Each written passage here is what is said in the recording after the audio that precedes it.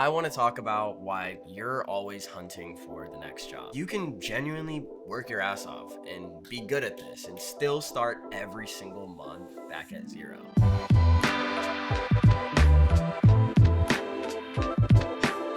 The answer took me about 7 years to find, mostly because I spent most of those 7 years getting it wrong. You see, most of you guys don't have an offer. What you've got is a list of things that you'll do if somebody pays you the right amount. And that sounds small, and it isn't. My calendar used to look like this: a wedding in the spring, a corporate interview over the summer, some social content for a gym, maybe a walkthrough of a friend's listing, a music video for someone who couldn't really pay me. My bio said videographer, my site said video production, and when people asked what I did, I told them that I shoot and edit videos. And before I go any further, I want to be clear about something. None of that was a mistake. You take the work that's in front of you. Everybody does. And that's how you learn anything at all. It just never added up into something that I could sell twice. Here's what that costs you. And the money on any one job is the smallest part of it. When every job is a different thing, nobody around you knows what to send you. Your happy clients want to refer you, and they can't because they don't know what the hell to call you. If the best they've got is he does video, that referral dies there right in the conversation. Everybody already knows somebody who does video.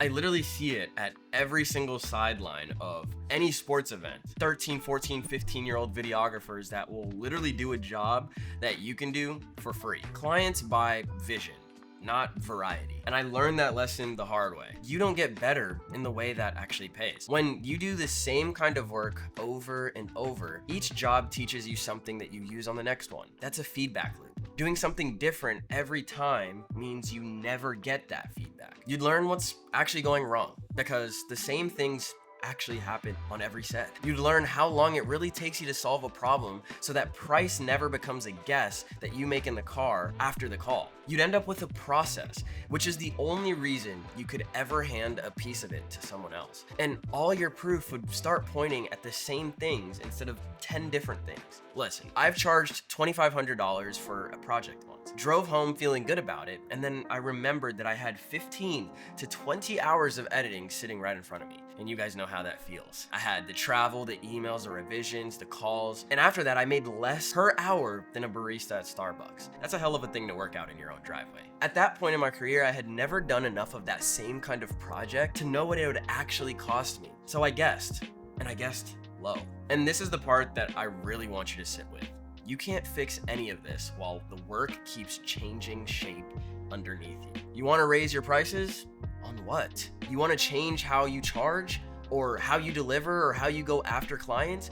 Change it from what? There's nothing steady enough under you to adjust. Every job is its own little business with its own little pricing, so every decision starts from scratch. At the end of the day, you're not underpaid, you are underpositioned. So let's build this sentence properly, because an offer has parts to it. An offer is this: I provide a specific thing for a specific type of client using a specific type of way of doing it to get them a specific result. That's what an offer. It's 4 pieces: what you provide, who it's for, how you do it, and what they walk away with. If your sentence is missing one of those, what you've got is just a job description.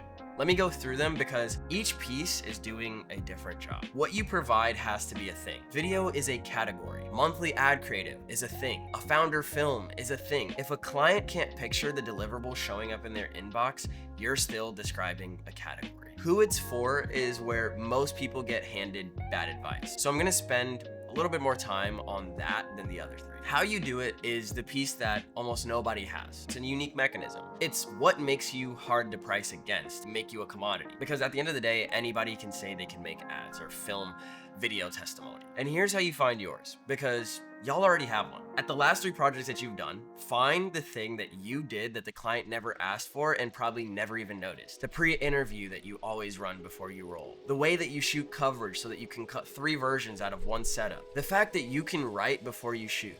That's your mechanism. Name the step itself and name it specifically. And the result is what they actually walk away with. For the ad creative one, that's an ad that they can put real money behind. For a founder film, it's the sales cycle that used to take 5 calls now takes 2 because the trust part happened before anyone even picked up the phone. So instead of I shoot and edit videos, it sounds like this. I produce monthly ad creatives for brands already spending on paid ads using a system where we shoot a batch of variations in a single production day so that they can find a winner without booking a new shoot every single month. Or this, right? I make founder story films for companies with long sales cycles using documentary interview processes so that their sales team has one video that does the trust building before the call. Literally say those out loud, right? You hear the difference. There is no price in either one. There is no list of services in either. You just told somebody what you do and who it's for, and the result that it's gonna get for them. So, who's it for? Everybody hears this and assumes that I'm telling them to niche down. And I hate that so much. People say, pick weddings, pick real estate,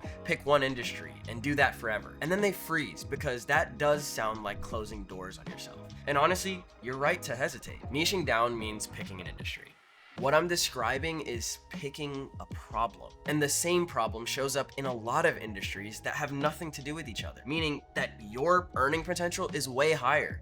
Take that ad creative offer, right? Brands are already spending on paid ads who burn through creative faster than they can even make it. That's a supplement company. That's a clothing brand. That's also a flooring company, a gym, a med spa, and every home services business in your city. See, that opens up so much for you. Completely different industries sitting on the same identical problem. So you're not closing doors, you're getting known for one thing instead of 10, and your market can stay as big as you want it. And here's what changes when that sentence exists. The work starts coming back around because the problem that you solve keeps happening to people. Your clients can finally explain what you do, so the referrals actually land. The same kind of buyer keeps showing up, which means you have the same conversation over and over until you get damn good at having it. And that's what booking consistently actually looks like. The work finding you on purpose instead of you having to go out and hunt it down every single month. And now you can change things. Raise your price because you finally know how much the work costs you. Charge for it monthly if the problem shows up monthly. Hand a piece of it to somebody else and actually delegate for once in your life. You can go after a better client. All of that becomes possible because there's finally something steady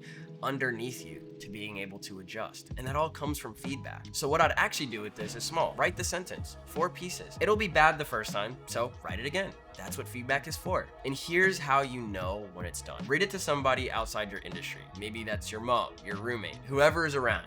If they can repeat it back to you without using the words video or content, it works. Because if they can't, one of your 4 pieces is still a category. Then take it to a client who already keeps coming back to you. You've already got that person. They already believe in you. They've just never been told what you do because you've never told them. Say something like, I've been doing this for you project by project, and the thing is, this is exactly what you need. Here's what this looks like going forward. And then say it to them. That's the whole thing. 1 sentence and 1 conversation. You see, at the end of the day, when you move like a business, you will not struggle like a hobbyist. If you guys like this video, like, comment, subscribe.